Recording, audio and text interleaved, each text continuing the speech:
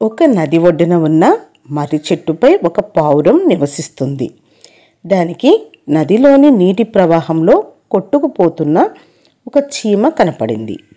ఆ చీమను ఎలాగైనా కాపాడాలి అనుకున్నది పావురం. వెంటనే ఒక మర్రి ఆకును తుంచి చీమ దగ్గరగా నీళ్ళల్లో వేసింది పావురం. ఆ ఆకుపై చీమ ఎక్కి కూర్చుంది. తేలుతున్న ఆ ఆకు ఒడ్డుకు చేరడంతో చీమ భూమిపైకి వచ్చింది.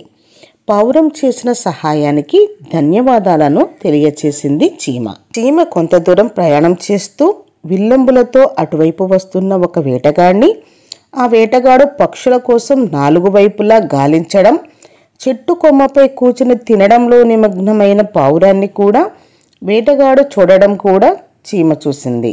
ఒక్క క్షణంలో వేటగాడు చెట్టు వెనుక దాక్కుని బాణం ఎక్కుపెట్టి పావురానికి గురిపెట్టాడు.